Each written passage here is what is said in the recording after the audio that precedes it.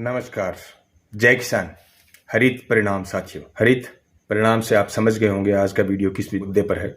साथियों, राजस्थान के अंदर बड़ी सिड्डू भाप के पास बड़े पैमाने पर सोलर कंपनियों द्वारा जो खजड़ी काटी गई, उसके बाद में संत समुदाय और विशेषकर बिश्नोई समुदाय द्वारा जो मांग उठाई गई, जो आंदोलन शुरू किया गया, थोड़े से समय के अंदर इस आंदोलन के फलस्वरूप जो बड़ी बड़ी मांगे मानी गई है, उसके बाद हम सबको बहुत कुछ इस आंदोलन से सीखना चाहिए।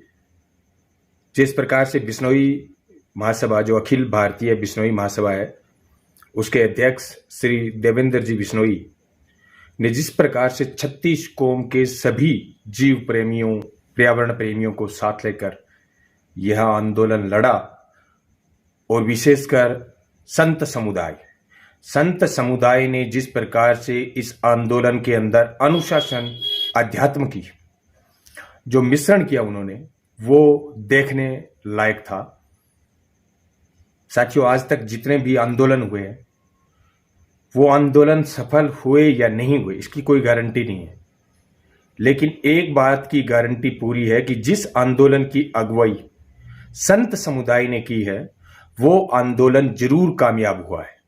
ये इतिहास उठाकर आप देख लो। तो ये जो बड़ी सिड्डू आंदोलन है, मेरा वीडियो बनाने का मकसद मेरे साथियों इतना ही है कि हमारे जितने भी लोक देवता हुए हैं, महापुरुष हुए हैं, उन्होंने शिक्षाएं दी है, लेकिन हम उनके नारे लगाते हैं, उनके पाठ पढ़ते हैं, उनका नाम जपते हैं, लेकिन उनकी दी गई शिक्षाओं पर हम नहीं चलते हैं। अगर उनकी दी गई शिक्षाओं पर हम चलते तो आज पर्यावरण का यह हाल नहीं होता। जो कहते हैं ना, जब जागो तभी सवेरा, अभी भी देर नहीं हुई है। मैं विवेकशील विचार मंच के मेरे सारे साथियों से इतना ही कहना चाहता हूं कि आप अपनी दैनिक जीवन के अंदर पर्यावरण को एक अध्याय के रूप में जोड़ें, पर्यावरण को एक आदत के रूप में जोड़ें। आप कोई नया पौधा लगाएं या ना लगाएं, अच्छी बात है। अगर आप लगाते हो, इतना वक्त आपके पास है तो लगाओ, ये आदत डालो तो सबसे अच्छी है।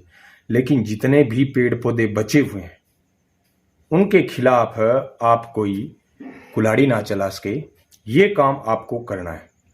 पहली बात तो ये रही। दूसरी बात, अगर हम इस चीज को आदत बना देते हैं, अपनी दैनिक जीवन के अंदर इसको आदत बना लेते हैं, तो इसके परिणाम बहुत ज्यादा अच्छे होंगे आने वाले भविष्य के अंदर।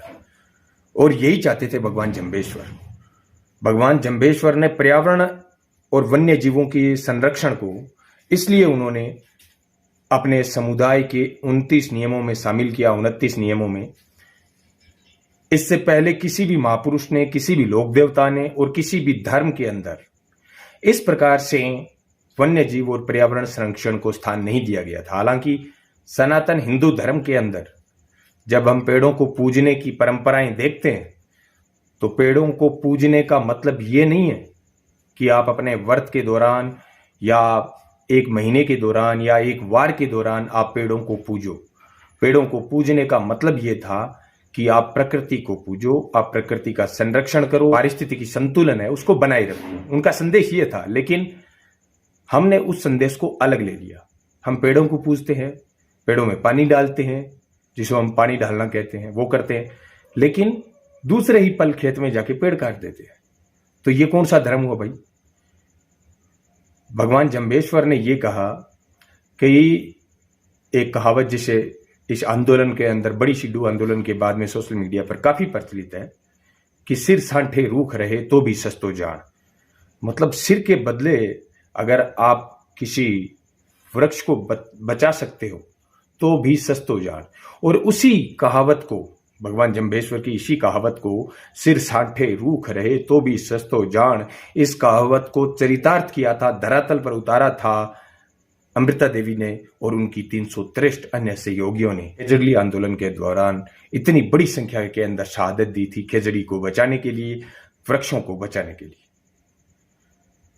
तो आज बड़ी सिड्डू आंदोलन के बाद मैं सिर्फ इतना चाहता हूं कि आप और हम सब एक आदत बनाएं कि हमारी आंखों के सामने कोई पेड़ कभी ना कटे। और जो भी आपका मनपसंद या विशेष दिन हो, जैसे आपकी एनिवर्सरी हो, आपका बर्थडे हो, कोई विशेष पार्टी हो, किसी की शादी हो, किसी को समारोह हो, को गिफ्ट में कोई चीज आप दे रहे हो, तो मुझे लगता है कि आज और भविष्य की सबसे बड़ी मांग है कि गिफ्ट और उपहार पर्यावरण से बड़ा कोई होना नहीं चाहिए। तोहफा हमारी जिंदगी से बढ़कर क्या तोहफा हो सकता है? आप अगर किसी को तोहफे के अंदर जिंदगी देते हो तो बताओ उससे बड़ा कोई तोहफा हो सकता है क्या?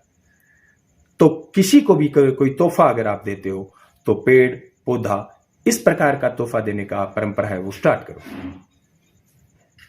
मैं आप सभी साथियों से यही संदेश देने के लिए ये वीडियो मैंने बनाया था, ताकि भविष्य में हमें इस प्रकार का आंदोलन ना करना पड़े जिस प्रकार का आंदोलन बड़ी सिड्डू में खिचड़ियों को बचाने के लिए करना पड़ा था।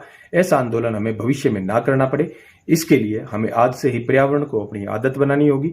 अपने दैनिक जीवन के अंदर पर्यावरण का एक अध्याय आपको जोड़ना होगा, हमें जोड़ना होगा, तभी जाकर स्थायी रूप से पर्यावरण की समस्याएं जो आ रही है वो उनका समाधान होगा। वरना देख लो, ना तो कोई सरकारें आपका पक्ष लेगी, ना कोई अधिकारी आपका पक्ष लेंगे, और एक दिन ऐसा आएगा कि आपकी आने वाली पीढ़ी का हर बच्चा तड़फ तड़फ कर मरेगा ऑक्सीजन के बगैर, जैसा कि आपने देखा ही था एक उदाहरण कोरोना लॉकडाउन के दौरान।